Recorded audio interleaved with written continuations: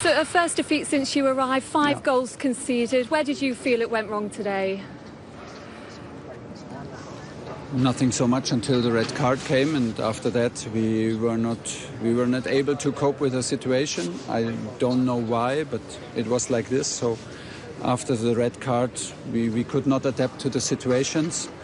We gave away two very easy goals before half time, but even in second half was what went wrong, what could go wrong went wrong after the red card, and we have to accept a big loss today. So maybe hopefully it's a big wake-up call for all of us, me included. Was it a case of Thiago being a bit rusty today? Did you have any complaints about the sending off? I didn't see, but I think it was twice not his mistake. We did big mistakes before the two yellow cards, so we are responsible for that. We had too many ball losses, too many easy ball losses, even before the goal coming, and so it was then we get a yellow-red card, and like I said, today was impossible for us to adapt to the situation, and you have to accept it, even if it's very, very hard. And you've been on this great run of 7 clean sheets. How disappointed were you with the goals you conceded today, especially the two just before half-time? Yeah, so cannot get worse. And then if you already reach 45 minutes and you're in extra time and a goal like this, but it's not typical for us to concede a goal like this. This is normally a goal that we defend, and this cannot be a chance. Today we conceded 2 of them and then changed completely the momentum. So we tried to calm them down, to give them confidence. But clearly what went wrong, what could go wrong went wrong. So every shot was a goal from them, and then they continued. We had big chances here with a post and with Su, a sure goal. No, it was clearly not our day today. And a big week in the Champions League. It's your challenge now to get the right response.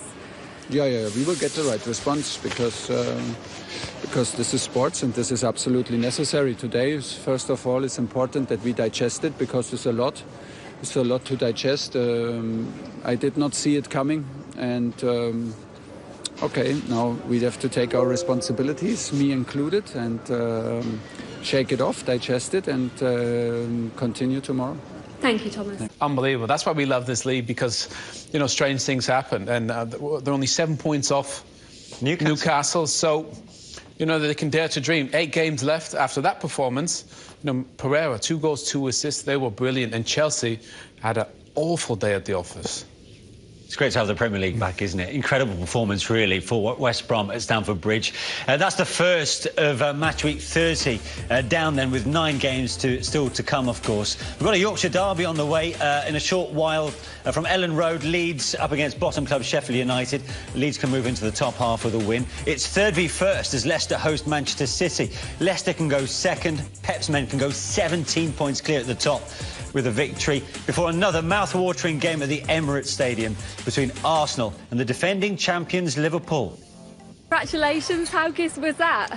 Yeah, unbelievable day for all the boys, the staff and the football club, all the fans back at home watching.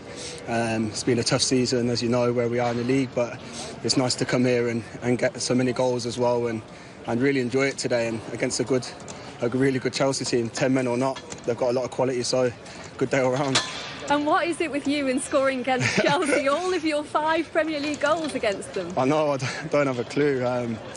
Just must be just that team where I enjoy playing against their defenders. I'm not sure, but the lads done great today for me to get them 2 goals, and I really enjoyed it. Goals, the one thing that's been missing from the improved performances. Talk us through your 2, especially that first one was a special finish. Yeah, I think we broke. We had a few times where we broke and didn't score, so I seen Danny running down the right side, and I was just begging he see me. I didn't really want to shout too loud so the defender would hear me, but they didn't pick me up, and just wanted to get good contact, and happy enough for me it went in the top corner or top of the net or wherever it went. And it's the first appearance for you in a couple of months. Yeah. Have you really staked a claim today? Hopefully, yeah. I've not been wanting to be on the bench and not coming on. It's been hard for me, but as a footballer that stuff happens. I went away international, enjoyed my time there, got my minutes under my belt, and then come here today. Obviously weren't starting, but then when the boss gave me some minutes to come on, I just wanted to prove to him why I should be in the team. Congratulations. Thank you. Cheers. Thank you. What an incredible record against Chelsea. So 5 Premier League goals he's got to his name in 42 appearances, all 5 against the same opposition. Get a move to Chelsea, that's what he needs to do. He needs to get to Chelsea. It must be his team. I mean, some players have these strange stats. That's an unbelievable one. But what a 3 points in the end for Sam Allardyce. I mean, what he must be thinking right now. He did say going into this game that I want my players to go for it. Yeah. And how they did. I mean, they made the most of that red card, of course, for Thiago Silva. Yeah, of course. In the end, they did. They certainly did go for it. And I think when your mindset, and Sam's mindset turning up at the Bridge today, would have been defensively well organised, be solid, good distances between back 5 and midfield players, all of those sort of thoughts in your mind. Then all of a sudden they go down to 10 and then the whole dynamic changes completely. It's not easy to do that sometimes. Then all of a sudden throw it forward, getting forward, but doing it properly. Yeah. Didn't just smash it up to Diane and just hope that something happens from him. They played their way out, and they played some nice stuff and absolutely deserved it. And it's a great day for them, and a day that rocks everybody else down the bottom of the table, because they wouldn't have been thinking that was going to happen. That hurts them. But for West Brom, it breathes a bit of hope into their chances. Let's look back at the story of the second half. West Brom turned it around, of course, in the first 45, trailing 1-0 to leading 2-1. They made it 3. This was Callum Robinson's first of his 2. Some finish and build-up, really. That's a goal. That's a Champions League goal. You know, and credit to Big Sam. You know, we were saying half-time, does he go safe or does he go for it? And we said he had to go for it because he needed 3 points. And this goal, as Andy said, sums them up. You know, played beautiful football. Callum Robinson, that was interesting. He said, I didn't want to shout too loud, so the Chelsea defenders heard me. Yeah. And you won't see it. That'd be one of the best finishes to see all weekend. Absolutely top draw. Stunning goal. Great combination play, some one-touch, and then a good run, a well-timed run, a controlled finish. Loves it, Big Sam. Brilliant goal. Really, really good goal. You could see the ball in from furlong. Alonso was caught out of position somewhat. Yeah. And that was something you spotted in the first half. I just thought that when they've gone down to 10, and this was right, so there's the 3 central defenders. He's the left-sided one of those. Just get back a little bit. There's a minute left. Get in at half-time, 1-1. You don't have to dive in.